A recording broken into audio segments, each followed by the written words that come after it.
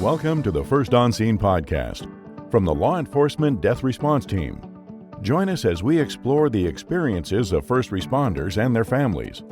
We will discuss some of the obstacles they face throughout their career and beyond, along with ways to stay healthy during and well after retirement. This podcast will provide resources for first responders and will share real-life stories to inspire and show the heroic strength we all have and can build on. Hi, I'm Mike Sassi from the Law Enforcement Death Response Team. This podcast is brought to you by GoLawEnforcement.com. If your agency is looking to recruit highly qualified candidates, or you are looking for a job in law enforcement, GoLawEnforcement.com has one of the largest and most popular listing of law enforcement job openings, all the way from entry level to command staff. The Law Enforcement Death Response Team, or LEADER, is a passionate group of law enforcement professionals who volunteer their time to assist agencies and survivors who have experienced a law enforcement death, regardless of the circumstances. The team is composed of current and former law enforcement officers, licensed mental health providers, and other professionals. Our guest today is retired Lieutenant Randy Sutton, who had a distinguished 33-year law enforcement career, including 23 years with the Las Vegas Metropolitan Police Department. Randy appeared in 3 seasons of the television series Cops, which led to his cast in a role as a police officer in the film Casino. Other film and TV roles followed, including Fools Rush In, Miss Congeniality 2, The Road Home, Clover's Movie, and America's Most Wanted. A series of life-changing events took place at the end of Randy's police career. Following his retirement, Randy founded The Wounded Blue as a means to support injured and disabled law enforcement officers.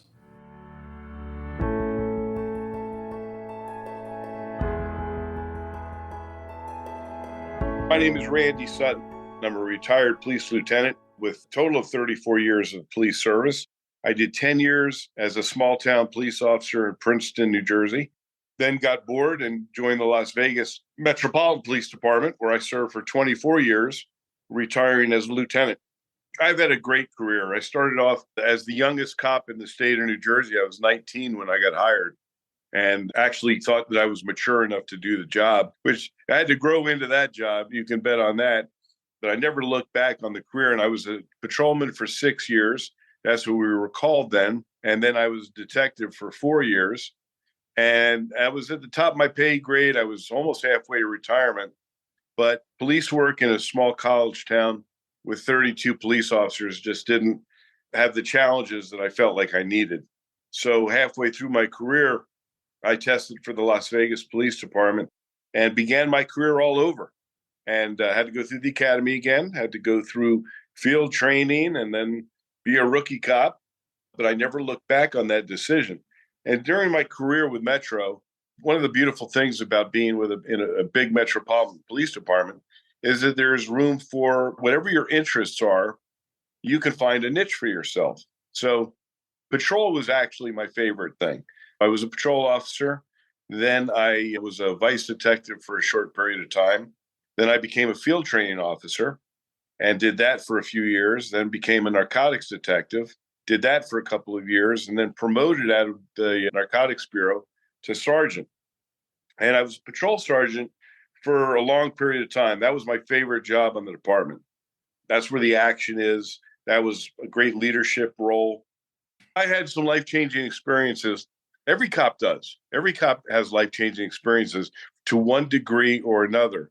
I can tell you that a couple of my major life experiences literally changed the trajectory of my life. The first that actually had a positive result was the saving of the life of a 1-month-old baby who had been shot in the face in a drive-by shooting. That experience was so powerful to me. That night that it happened, I went home and I wrote the story about it called Her Name Was Jackie. And didn't have anything to do with it. I just felt like I needed to write it and did, and stuck it away in a drawer. And then a couple of years later, the World Trade Center went down and wanting to do something for the families of the officers who were killed, I took that story out. I asked cops from around the country to give me their stories of life-changing experiences. And that became a book that I created called True Blue, Police Stories by Those Who Have Lived Them. And it sold very well. It was published by a major publisher. And I raised a significant amount of money for the families of the cops who were killed in 9/11. So that was a life-changing experience. And it also began my experience as an author. Back when I was a young patrol officer, I got involved in a shootout that was a shooting that was so up close and personal that literally my survival was a miracle. And we were literally in a toe-to-toe gunfight, and my gun jammed during the middle of the gunfight. And our gun muzzles were almost touching. I was not wearing any body armor at the time. And it was life-changing. The fact that I survived, he did not, literally changed the way I viewed life and created a much greater understanding of what I call my journey of why did I survive that night? Why was I chosen to live and he not? And so that began a life's journey that continues to this day. And I believe that the reason I survived was because I hadn't fulfilled my mission yet, hadn't fulfilled whatever I was put here to do. And I think that what I'm doing now is what I was created to do, and that is to assist law enforcement officers at the worst moments of their lives and help change those lives forever.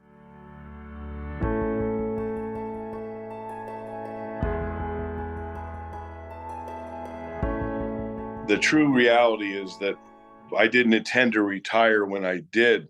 I was on patrol right on the Las Vegas Strip when it happened.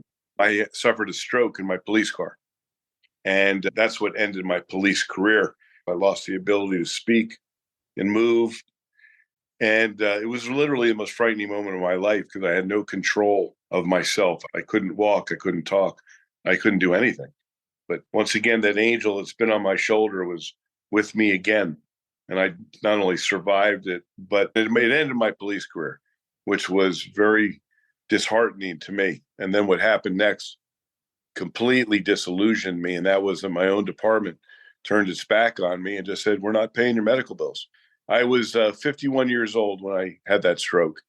And that experience of my own department saying, we're not giving you your benefits and we're not paying your medical bills. Have a nice life. We're done with you, was devastating.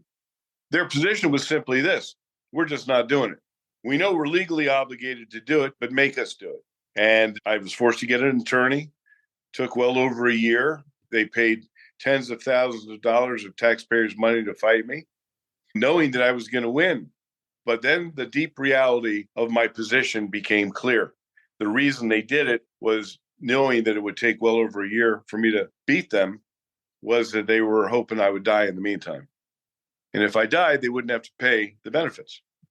And go ahead and wrap your head around that a police department you literally almost gave your life for would turn its back on you in such a devastating manner. And that actually was the impetus that helped create my journey with creating the Wounded Blue, because I came to find out that I was not the Lone Ranger, that cops across America were being treated in similar fashion when they became injured or disabled. I have legions of stories of police officers who've been shot in the line of duty who were basically thrown away by their department or completely disabled in one way or another. 2 weeks ago, my organization not only gave a new prosthetic leg to an officer in Texas who had been run over by a tractor trailer, and they wouldn't give him a new prosthetic leg. His old one was worn out. They just threw him away. They literally fired him after he lost his leg, traumatic brain injury, and just tossed him away. See ya. Have a nice life. And we not only gave him a new prosthetic leg at $117,000, but we rebuilt his home entirely to help accommodate him and his injury and his two special needs kids. If it hadn't been for my stroke, which ended my police career, none of the 14,000 cops that my organization has helped in the last 5 years would have ever received that assistance. So that's a sacrifice that I look back upon now and I would willingly make again for the purpose of helping those men and women.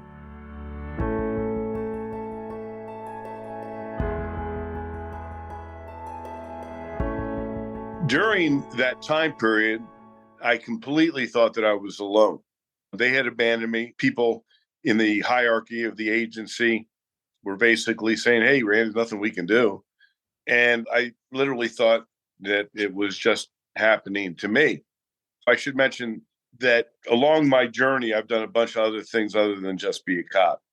I've written books, I've been in movies, I've been an instructor to thousands of police officers across the country, and was the most featured officer on the TV show Cops. Well, from all that exposure, cops started reaching out to me. "Randy, I know you don't know me, but I was shot in the line of duty and my department has thrown me away. Randy, I know you don't know me, but I was hit by a car. I'm paralyzed from the waist down and they've thrown me aside. They're not even giving me my benefits." So cops started reaching out to me because of the exposure that I had in the law enforcement community, not because I could do anything for them. And that's when I realized the scope of the problem. That's when I realized this wasn't a Randy problem. This is a national police problem. And there's nothing worse than feeling abandoned and alone when you're facing the biggest challenges of your life. So the Wounded Blue is the National Assistance and Support Organization for injured and disabled law enforcement officers. And our motto is never forgotten, never alone. Virtually every communication that I had with an officer who was hurt ended in something along the lines of, "I feel abandoned, I feel alone, I feel forgotten. I wish I'd never survived. That's the worst one. I wish I'd never lived through that." And so that loneliness and that feeling of abandonment was really what struck me. And almost by accident, basically put together an ad hoc support group of officers who had reached out to me. And I introduced them to other guys who had been in similar circumstances. And I realized the power of peer support. And that's what my organization specializes in. My entire team is made up of cops who've been shot, stabbed, and beaten, run over, screwed up, and screwed over. And so they have walked the walk and they want to continue to serve. So they do. I've got people in wheelchairs, on crutches, people that have been blinded, and yet they serve with distinction, with honor. And they're actually saving their lives, the lives of their brothers and sisters, officers. That's how it happened. This is not something that was planned. When a path is presented to you through adversity or whatever circumstances, you got to be smart enough to say, "Okay, I think I can take the hint here." And that's what I did. Nobody's journey is the same. So we're very flexible and we work with tons of other organizations. If we don't do it, we find somebody who does. And that's the uniqueness of our organization. Family support is essential. We have a spousal support team that is very active. Without that component, you can only reach so much, because if the police officer is suffering, the spouse is suffering as well. Completely different way. Oftentimes they feel completely helpless. And knowing that the journey they're on is not unique to them is very comforting. So we provide support for families as well. And we also have an incredible National Law Enforcement Survival Summit that we do each year. The Wounded Blue offers unique services in that each of our peer team members are trained and certified as peer team counselors. The main focus of what we do is peer support. And we find that a great deal of the time, just having someone that you can talk to that has been in similar circumstances and having them as a point of contact when those days get rough. Sometimes we talk to a person for one time and that's enough. Other times we've got people that we've been talking to since the beginning of our organization, years. The services all depend on what the need is. And if we can't do it, we look for people that can. I would like to emphasize that if you are a cop, have been a cop, or are the family member of a police officer and you've struggled, reach out to the Wounded Blue. That's why we're here. We're literally a resource for every cop in America, including all those people who've retired. Go to the website, thewoundedblue.org, and fill out a contact sheet to say, hey, my name's so-and-so, here's my phone number. I'd really like to talk to somebody. And we do it that way. We also have a hotline number, 877-BTALK. And one of our peer team members will answer that phone. It doesn't go to an answering service. It goes to a trained peer team officer. Just because you left the job doesn't mean that you left that trauma behind. And it's important to know that many of us, including me, when I retired, my department didn't even know who the hell I was. Randy who? And that's the way we feel when we retire. We're no longer part of that club anymore. You're a part of this club. You're part of the Wounded Blue family.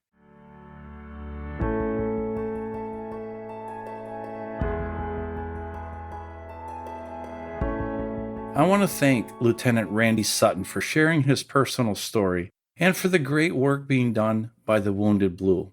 If you'd like to learn more, go to thewoundedblue.org. When there is a law enforcement death, regardless of the circumstances, the agency, officers, family, and the community are shaken to the core.